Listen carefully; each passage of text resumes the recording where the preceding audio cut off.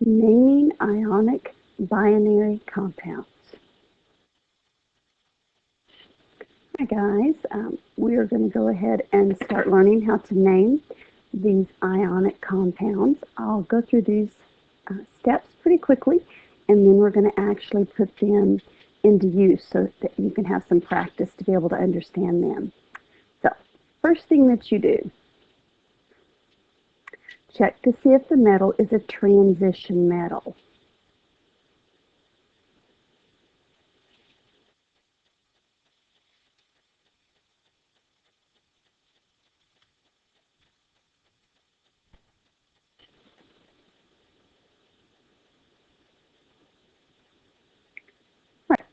So let's take a look at this periodic table. We're going to be using it a lot, so you need to get yours out.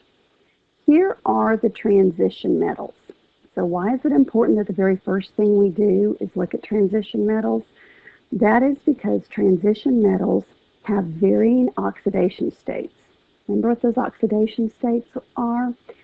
It's whether they have a positive or negative charge, whether they are going to lose or gain electrons.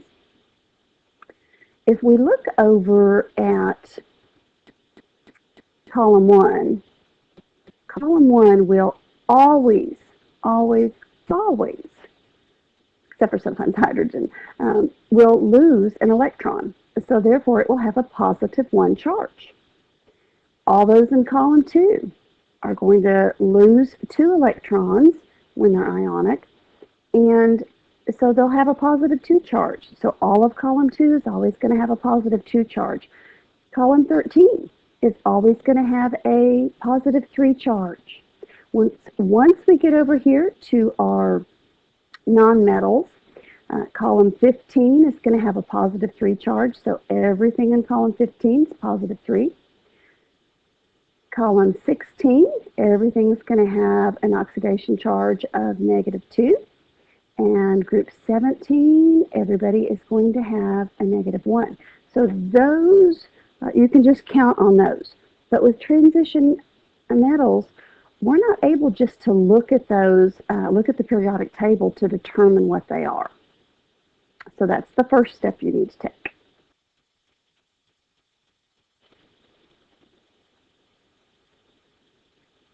So after we have looked to see if it is a transition metal, if it is not a transition metal, you're just going to name it how we normally do, just like we've done in the notes before. You name the metal, then you change the ending of the nonmetal to IDE. If it is a transition metal, then we're going to go find it on the ionic chart. You should have one of those ionic charts. If you do not, you need to go up to the desk and get one. Let me show you what it looks like.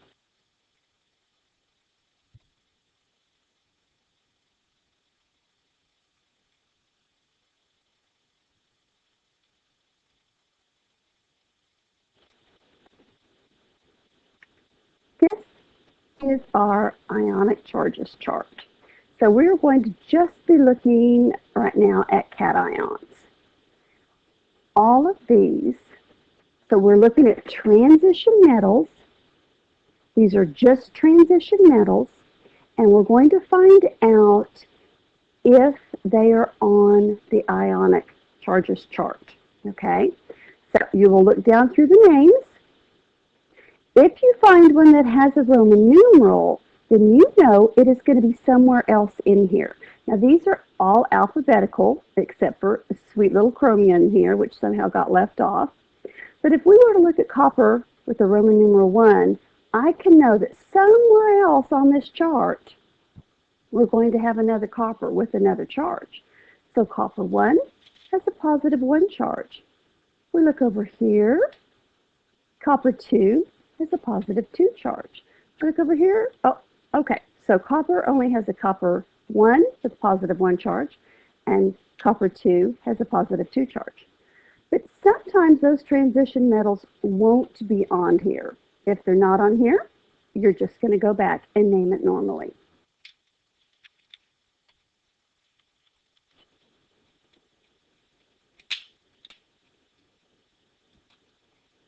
So if it does not have a Roman numeral, that's what RN stands for, then we just go back and name it normally. If it does, if you answer yes to that, and it does have a Roman numeral, then just like we did, we find the other Roman numerals. We find the other where it's listed out in the chart. So how do we write the name then? You write the charge of the anion, the nonmetal, to see which Roman numeral will cancel out, or we say balance the charge. And then you place the Roman numeral in the parentheses behind the metal.